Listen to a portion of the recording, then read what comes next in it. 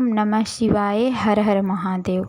दोस्तों, आज का ये वीडियो बहुत ही ख़ास है क्योंकि गुरुजी ने अपनी शिव महापुराण की कथा में दो बहुत ही ख़ास उपाय बतलाए हैं जो आपको सफ़ेद फूलों से करना है। ये उपाय बतलाते समय गुरुजी ने कहा कि अगर आप ये उपाय पूरे पितृपक्ष के दौरान किसी भी एक दिन कर लेते हैं तो आपको अपने पूरे जीवन काल में कभी भी गरीबी का सामना नहीं करना पड़ेगा। आपको धन की समस्या कभी भी नहीं होगी और सफ़ेद फूलों के द्वारा बताए गए उपाय अगर आप करते हैं तो आपके जीवन में कैसी भी समस्या चल रही हो, आपका बच्चा पढ़ाई लिखाई में कमज़ोर हो, वो अपनी सरकारी नौकरी की तैयारी कर रहा हो या किसी भी कंपटीशन की तैयारी कर रहा हो और उसको सफलता नहीं मिल पा रही है, या फिर आपके बच्चे बहुत ज़्यादा मेहनत कर रहे हैं, बहुत ज़्यादा प्रयास करते हैं, फिर भी उनको नौकरी नहीं मिल पा रही है, तो आपको गुरुजी के द्वारा बताए गए सफ़ेद फूल वाला ये उपाय पितृपक्ष के दिनों में किसी भी दिन ज़रूर कर लेना चाहिए। गुरुजी ने कहा कि अगर आप पितृपक्ष के दिनों में ये उपाय कर लेते हैं तो आपके बच्चों को शीघ्र ही सरकारी नौकरी और आपके जीवन में चल रही समस्या बहुत शीघ्र ही समाप्त हो जाएगा और आपके जीवन में सुख समृद्धि और वैभव की भी प्राप्ति होगी। तो चलिए जानते हैं गुरुजी के द्वारा बताए गए सफ़ेद फूलों का एक विशेष उपाय के बारे में। लेकिन उपाय जानने से पहले आप लोगों से प्रार्थना है कि अगर आपने अभी तक चैनल को सब्सक्राइब नहीं किया है तो चैनल को सब्सक्राइब कर ले और बेल आइकन को प्रेस कर ले, ताकि जब भी हमारे चैनल पर कोई नया वीडियो आएगा तो इसकी जानकारी सबसे पहले आपको मिलेगी। साथ ही जानकारी पसंद आए तो एक लाइक ज़रूर कर दीजिएगा। गुरुजी ने शिव महापुराण की कथा में एक बहुत ही विशेष बात बतलाई है जिसे हम सभी को अपने जीवन में उतारना चाहिए और परेशान नहीं होना चाहिए। गुरुजी ने कहा कि हमें कभी भी महादेव की परीक्षा नहीं लेनी चाहिए बल्कि उनकी प्रतीक्षा करनी चाहिए।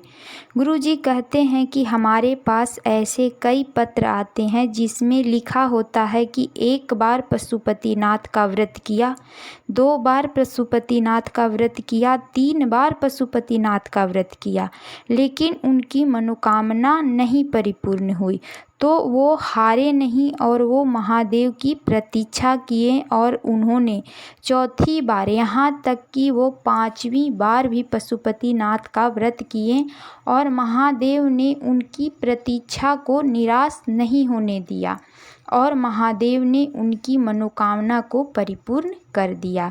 इसलिए आप लोग कुछ दिनों तक 1 लोटा जल समर्पित करने के बाद या 1 बेलपत्र समर्पित करने के बाद या 1 समी पत्र समर्पित करने के बाद बिल्कुल भी निराश नहीं होना चाहिए। महादेव से लगातार प्रार्थना करते रहना है और 1 लोटा जल समर्पित करते रहना है। एक न एक दिन महादेव की कृपा आप पर भी होगी।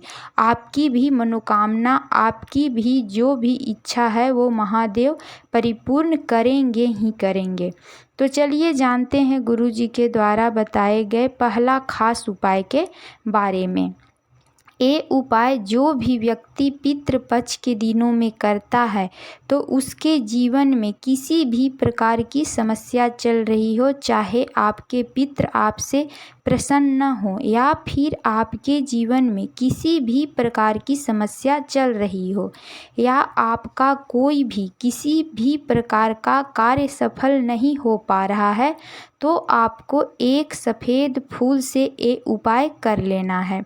गुरुजी ने अपनी शिव महापुराण की कथा में बतलाए हैं कि जब तारकासुर महादेव की पूजा करता गया, लगातार उसने महादेव की आराधना की, बहुत दिनों तक तप साधना मंत्र जाप सब कुछ कर लिया, फिर भी महादेव उससे प्रसन्न नहीं हुए।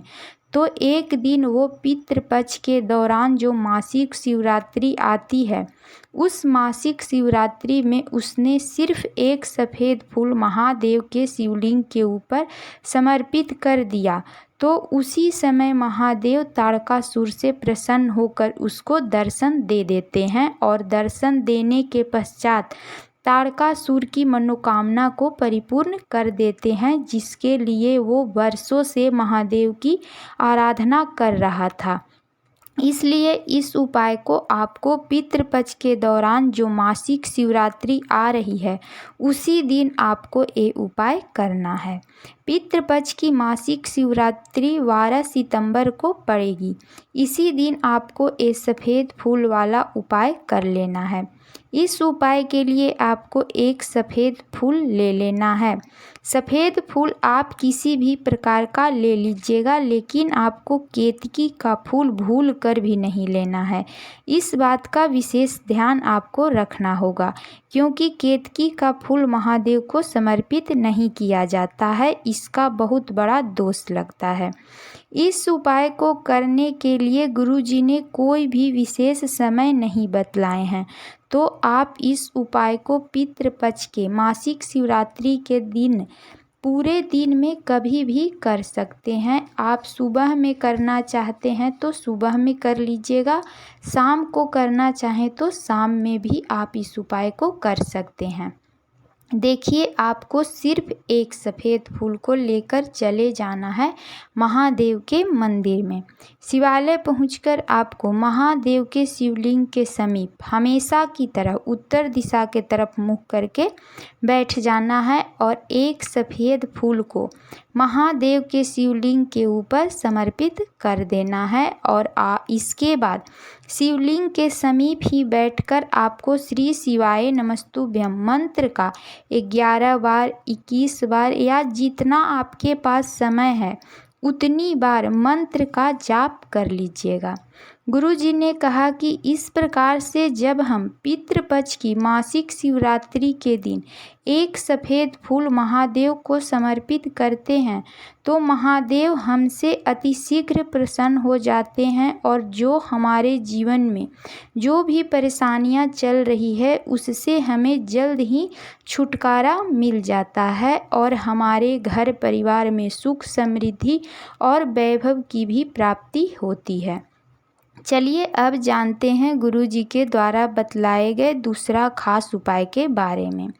इस उपाय के लिए गुरुजी ने कहा कि बहुत से ऐसे बच्चे हैं जो अपने जीवन से हताश होकर अपने जीवन को समाप्त कर देते हैं। जब उन्हें बहुत प्रयास के बाद भी किसी भी प्रकार की सरकारी नौकरी प्राप्त नहीं होती है, तो ऐसे बहुत से ऐसे बच्चे होते हैं जो हताश होकर अपना जीवन को समाप्त कर देते हैं। गुरुजी ने अपनी कथा में 3 सफ़ेद फूल का और 3 चावल के दाने का एक बहुत ही खास उपाय बतलाए हैं और साथ ही साथ उन्होंने कहा है कि ये उपाय करने के बाद आपको लगातार अपनी मेहनत जारी रखनी है, लगातार अपनी पढ़ाई करते रहना है और लगातार अपना कर्म करते रहना है और साथ ही साथ आपको महादेव की कृपा भी लेनी है। ये उपाय करने के बाद 3 महीने के बाद आप स्वयं ही देखेंगे कि महादेव आपकी मनोकामना को किस प्रकार से परिपूर्ण करते हैं। जब भी कोई बच्चा सरकारी नौकरी की तैयारी कर रहा हो या फिर किसी भी इंटरव्यू की तैयारी कर रहा हो, तो आपको ये विशेष उपाय ज़रूर कर लेना चाहिए। इस उपाय के लिए आपको सिर्फ 3 सफ़ेद फूल और 3 चावल के दाने लेना है। चावल के दाने लेते समय इस बात का ध्यान रखना है कि चावल का एक भी दाना खंडित नहीं होना चाहिए। देखिए आपको इस उपाय को कैसे करना है। 3 सफ़ेद फूल और 3 चावल के दाना को लेकर एक कटोरी में रखकर अपने घर का मुख्य दरवाज़ा जो होता है, यानी कि जो मेन गेट होता है, उसकी चौखट पर अंदर की ओर आपकी जो मेन गेट होता है उसके चौखट पर अंदर के साइड कटोरी को रख दीजिएगा और पितरों की 3 बेटियां जो होती हैं उनको स्मरण कर लेना है। पितरों की 3 बेटियां कौन कौन होती हैं उनका नाम आपको याद रखना है। पहली हैं मैना, दूसरी हैं धन्या और तीसरी हैं कला। सामने आपको तीनों नाम स्क्रीन पर दिखाई जा रही है।